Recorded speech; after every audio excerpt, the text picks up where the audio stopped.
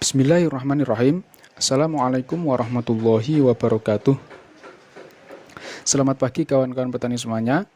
Pada video ini kita akan menjelaskan mengenai beberapa unsur hara yang dibutuhkan oleh tanaman dalam pertumbuhannya, baik dari fase pertumbuhan maupun fase pembuahan, ya. Jadi tumbuhan atau tanaman itu secara umum memiliki dua fase pertumbuhan, yaitu fase vegetatif atau pertumbuhan dan fase generatif atau masa pembuahan atau pengumbian. Kalau tanaman yang kita tanam adalah tanaman umbi-umbian seperti bawang merah, bawang putih, kentang, dan lain sebagainya. Oke. Baik, pada video ini yang akan kita sampaikan adalah unsur-unsur makro, yang mana unsur makro ini ada dua jenis, yaitu makro primer dan unsur makro sekunder. Apa itu unsur makro primer? Unsur makro adalah unsur yang dibutuhkan oleh tanaman dalam jumlah yang besar, ya. Itu namanya unsur makro. Dan primer artinya adalah utama. Jadi unsur utama yang dibutuhkan oleh tanaman dalam jumlah besar. Di sini ada tiga. Yang pertama adalah nitrogen, kemudian yang kedua adalah fosfor atau fosfat, kemudian yang ketiga adalah kalium. Dan biasanya pada pupuk-pupuk yang beredar di Indonesia kita biasa menyebut dengan pupuk NPK, yaitu nitrogen, fosfor, dan kalium. Sebelum kita lanjutkan, mari kita simak pesan-pesan berikut ini. Bagi kawan-kawan yang belum subscribe channel Ilmu Pertanian ini, mohon klik tulisan subscribe di bawah video ini yang berwarna merah sebagai bentuk dukungan kepada kami agar kami tetap semangat membuat video-video baru tentang ilmu pertanian. Kemudian setelah di-subscribe, nanti akan muncul tulisan seperti ini. Telah di-subscribe, dan di sampingnya ada gambar lonceng, kemudian pilih gambar loncengnya, nanti akan muncul 3 pilihan. Setelah itu, pilih yang paling atas agar ketika kami membuat video-video baru, kawan-kawan petani tidak ketinggalan informasinya. Oke, dan semua ini gratis. Unsur yang pertama adalah N atau nitrogen. Nitrogen adalah unsur hara makro primer, ya. Jadi unsur utama atau unsur hara utama yang dibutuhkan tanaman dalam jumlah banyak. Artinya dia mutlak atau pasti dibutuhkan oleh tanaman dalam masa pertumbuhannya. Oke, jadi manfaat nitrogen bagi tanaman yang pertama adalah merangsang pertumbuhan pada fase vegetatif atau masa-masa awal pertumbuhan tanaman secara keseluruhan, baik pada bagian akar, batang, maupun daun. Kemudian nitrogen ini membantu percepatan pertumbuhan tanaman baik dari segi tinggi tanaman, jumlah anakan maupun jumlah cabang, yaitu berbeda-beda dari jenis tanaman. Kalau padi kan nggak punya cabang, berarti kemungkinan yang bertambah adalah anakannya ketika diberikan unsur nitrogen ini, kawan-kawan. Kemudian membantu pembentukan klorofil. Klorofil adalah zat hijau daun yang berfungsi untuk memasak makanan pada tumbuhan atau tanaman. Sehingga dengan pembentukan klorofil ini, maka tanaman yang kita tanam lebih terlihat hijau daunnya, kawan-kawan petani semuanya.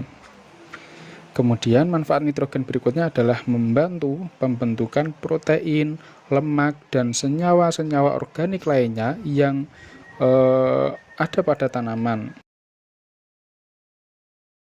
Kemudian unsur hara makro primer yang kedua adalah fosfor atau biasa kita sebut dengan fosfat.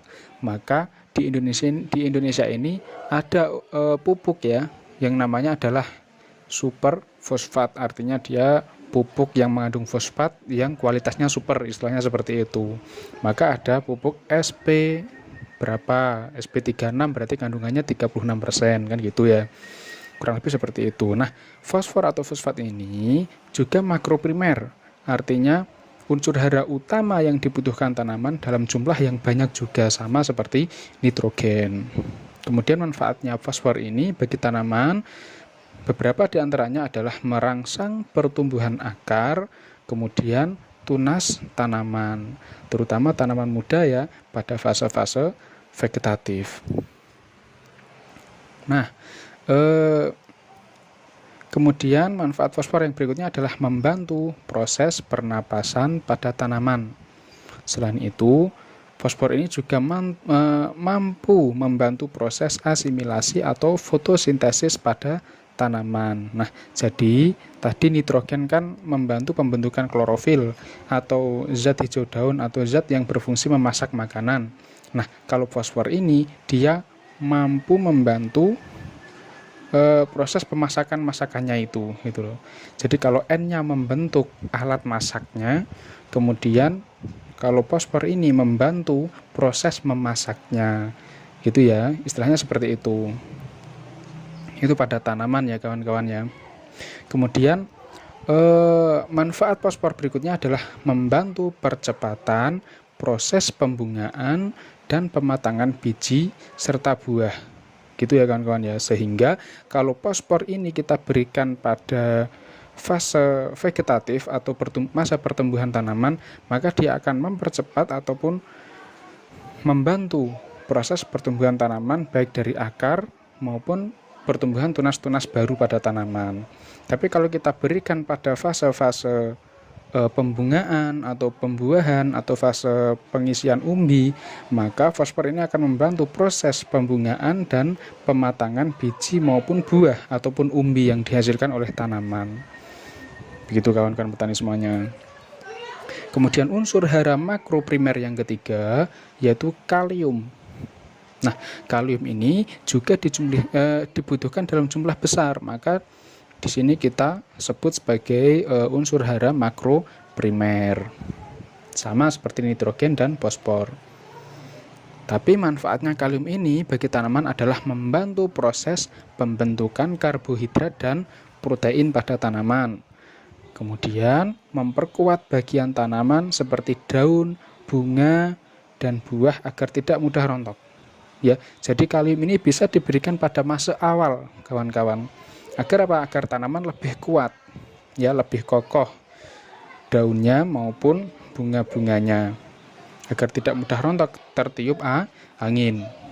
Kemudian manfaatnya yang lain adalah membantu proses pengangkutan hasil asimilasi. Ya, ini perlu digarisbawahi.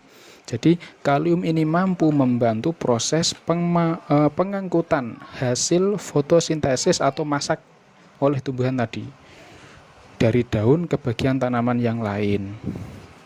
Nah, di sini saya jelaskan sedikit. Misalkan saya menanam jagung atau saya menanam cabai gitu ya. Tadi nitrogen atau pupuk urea biasanya ya. Nitrogen itu membuat alat masaknya, ya, membuat alat masak pada daun, pada tanaman. Kemudian fosfor membantu proses memasak pada tanaman. Nah, kalium ini membantu menyebarkan hasil masakan itu tadi dari daun, ya kan, proses memasaknya tanaman kan di daun. Nah, itu dibantu diedarkan oleh kalium ini. Diedarkan kemana? Ya, diangkut dari daun ke bagian tanaman yang lain, yaitu ke batang maupun ke akar. Gitu ya kawan-kawan ya. Nah, karena dia kalium mengangkut hasil-hasil asimilasi atau fotosintesis dari tanaman, maka kalium ini berpotensi membesarkan buah atau umbi pada tanaman, gitu ya. Jadi proses memasaknya oleh tanaman itu ada di daun, dibantu oleh sinar matahari. Nama prosesnya adalah fotosintesis. Kemudian diangkut, proses masaknya dibantu oleh kandungan unsur hara fosfor. Kemudian setelah proses masak selesai oleh tanaman, kemudian dibantu dengan unsur hara kalium diedarkan ke bagian tanaman yang lain seperti batang, ya kan, ke bagian bakal bunga, bakal buah atau bakal umbi. Maka pupuk kalium ini cocok digunakan untuk membesarkan buah, membesarkan umbi, ya kan, memperbanyak bunga dan lain sebagainya yang berhubungan dengan fase-fase generatif pada tanaman. Gitu ya kawan-kawan petani semuanya. Oke, nah itulah 3 unsur utama atau unsur makro primer yang dibutuhkan tanaman dalam jumlah banyak. Gitu ya. Kemudian unsur berikutnya adalah unsur sulfur atau belerang. Ini adalah termasuk unsur makro sekunder, yang mana dia juga dibutuhkan dalam jumlah banyak, tetapi sebagai pembantu dari unsur-unsur makro primer yang tadi kita sebutkan, yaitu NPK ya. Manfaatnya unsur sulfur adalah menghasilkan protein, asam amino, kemudian vitamin, minyak, serta enzim pada tanaman. Artinya unsur sulfur ini berfungsi untuk menyehatkan daun ataupun batang tanaman ataupun keseluruhan bagian tanaman gitu ya. Kemudian menghemat penggunaan nitrogen atau urea. Kenapa? Karena unsur sulfur ini juga mampu membantu pembentukan klorofil atau hijau daun. Jadi sama seperti pupuk N atau nitrogen tadi ya, unsur nitrogen. Kemudian meningkatkan ketahanan tanaman terhadap serangan jamur. Jadi sulfur ini kan belerang ya. Belerang ini juga terkenal cukup panas kawan-kawan, sehingga ketika tanaman mengandung belerang atau sulfur, nanti jamur yang akan menyerang atau penyakit yang akan menyerang itu juga akan merasakan kepanasan. Paling tidak seperti itulah ilustrasinya gitu ya. Sehingga sulfur ini juga berperan aktif membantu meningkatkan ketahanan tanaman terhadap serangan jamur. Kemudian unsur makro sekunder yang kedua adalah magnesium, yang juga dibutuhkan oleh tanaman dalam jumlah besar. Ya, akan tetapi fungsinya adalah membantu unsur-unsur makro primer yang kita sebutkan di awal tadi. Jadi manfaatnya magnesium apa? Membantu transportasi fosfat pada tanaman. Nah, misalkan tanaman kita pupuk menggunakan pupuk SP atau superfosfat.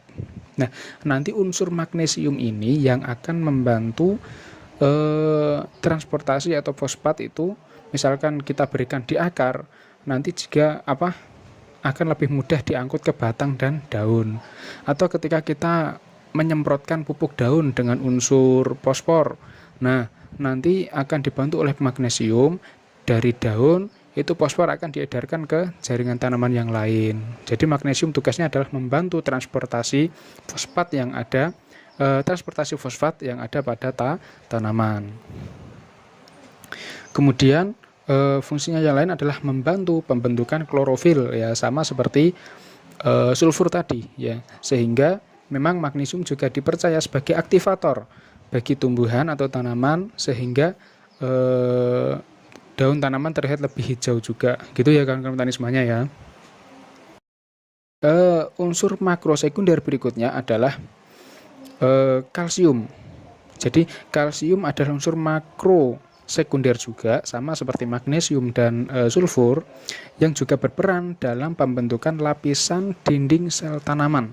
Nah, kita tahu bahwa dalam tubuh kita kalsium itu membantu pertumbuhan tulang, ya kan? Tulang itu kan sifatnya keras ya. Kemudian gigi juga sama, ya. Jadi unsur kalsium itu sifatnya keras kawan-kawan. Sehingga manfaatnya di dalam tanaman yang pertama adalah mengeraskan bagian kayu tanaman. Misalkan tanaman mangga, ya kan, jambu air, atau tanaman perkebunan yang lain, jika mendapatkan unsur kalsium ini, nanti pertumbuhan batangnya akan lebih cepat gitu kawan-kawan, dan lebih keras. Misalkan kita berikan pada tanaman yang lain ya, dalam jumlah yang dosis yang kita berikan standar ya, misalkan tanaman cabai, tanaman bawang merah, tanaman padi dan lain sebagainya pada tanaman sawah, nanti juga akan membuat tanaman lebih kebal ataupun lapisan dinding sel tanaman akan lebih kuat gitu kawan-kawan petani semuanya. Maka unsur kalsium ini juga perlu kita pertimbangkan pemberiannya kepada tanaman. Nah, yang kedua adalah mempertebal lapisan dinding sel buah. Jadi misalkan ada tanaman cabai ataupun tomat ya, ataupun tanaman lain yang berbuah, maka dinding sel buahnya itu tidak mudah terserang jamur ya, karena lebih tebal lapisan dinding selnya, kawan-kawan. Sehingga kalau cabai itu akan lebih kebal atau tahan terhadap serangan antraknosa. Ya, itu kawan-kawan. Kemudian manfaat kalsium yang berikutnya adalah merangsang pemadatan biji dan pemadatan biji buah. Sehingga biji pada buah itu nanti lebih padat lagi. Misalkan kita akan menjadikan buah itu ataupun tanaman kita menjadi bakal bibit berikutnya, jadi nanti bijinya lebih tebal, lebih padat gitu kawan-kawan petani semuanya, dan itu akan sangat bagus ya kan. Pupuk kalsium ini jika diberikan pada tanaman bakal pembibitan. Nah itu ya. Kemudian, nah di sini kita bisa melihat tabel kebutuhan unsur hara pada tanaman. Di sini ada penjelasannya. Ya, dilihat pada bagian atas ada dua anak panah, yang satu mengarah ke kiri berwarna hijau, yang satu mengarah ke kanan berwarna merah.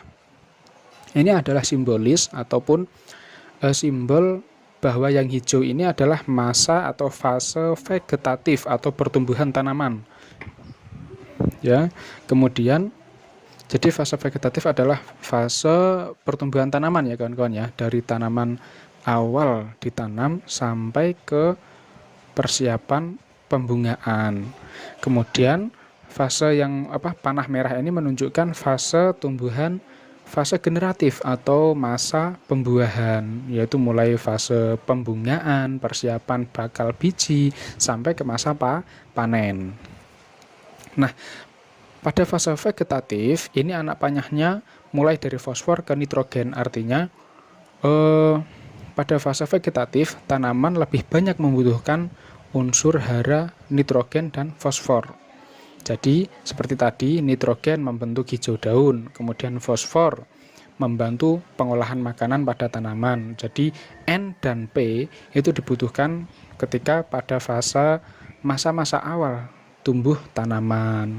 Kemudian pada fase generatif, ini dari fosfor ke kalium, sehingga fosfor tadi kita ketahui bahwa dia mampu membantu merangsang ataupun mempercepat merangsang pembungaan dan pembuahan, itu fosfornya. Kemudian yang kalium adalah mengedarkan hasil fotosintesis, membantu hasil fotosintesis diedarkan ke tanaman yang lain, khususnya pada bagian bunga dan buah, sehingga kalium ini berfungsi untuk membesarkan buah, membesarkan umbi dan hasil panen yang lainnya. Gitu ya kawan-kawan ya. Jadi logikanya di situ. Oke. Jadi untuk N dan P itu untuk masa pertumbuhan bagus. Kemudian P dan K atau fosfor dan kalium itu pada fase pembuahan itu luar biasa bagus. Itu ya kawan-kawan ya. Bagaimana jika ketiganya digunakan secara berimbang? Tidak masalah. Apakah boleh kalsium diaplikasikan pada awal-awal pertumbuhan? Boleh, tidak masalah. Kenapa? Karena kalium membantu pertumbuhan tanaman, membantu pengangkutan hasil masak tanaman ke seluruh bagian tanaman. Tidak harus pada masa pembuahan atau pembungaan saja, tidak. Tapi sejak awal sudah bisa membantu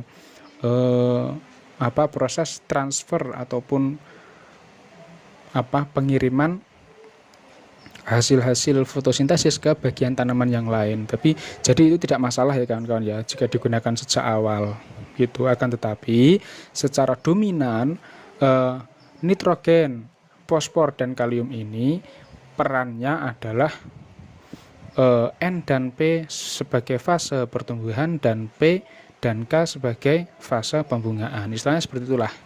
Jadi logikanya seperti itu kawan-kawan.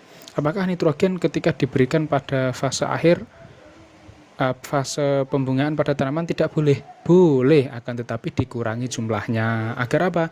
Agar tanaman lebih fokus membesarkan umbi ataupun buah daripada fokus menghijaukan daun. Istilahnya seperti itulah kawan-kawan ya. Nah, itu adalah penjelasan singkatnya. Kemudian yang unsur makrosekunder itu berperan aktif sejak masa awal pertumbuhan tanaman hingga masa akhir pertumbuhan tanaman. Masa akhir pembuahan ya istilahnya ya. Jadi kalsium, magnesium, sulfur kita singkat ya, kalsium sebagai Ca, magnesium sebagai Mg, dan S sebagai sulfur. Ini rumus kimia. Nah, itu berperan dalam semua fase pertumbuhan tanaman. Seperti misalkan dalam fase pertumbuhan, kalsium, magnesium, dan sulfur membantu nitrogen. Kemudian pada fase persiapan pembungaan, kalsium, magnesium, dan sulfur juga tetap perlu dibutuhkan agar daunnya tetap hijau sehingga buahnya bisa lebat gitu ya. Kemudian pada fase pembuahan, kalsium, magnesium, dan sulfur juga membantu unsur kalium agar apa? Agar buah yang dihasilkan tidak mudah rontok seperti sulfur atau tidak mudah terserang jamur gitu kan. Magnesium dan kalsium agar daunnya tetap hijau sehingga pengisian buah tetap terjaga, tetap lancar. Saya kira itu penjelasannya, semoga bermanfaat. Terima kasih. Wassalamualaikum warahmatullahi wabarakatuh.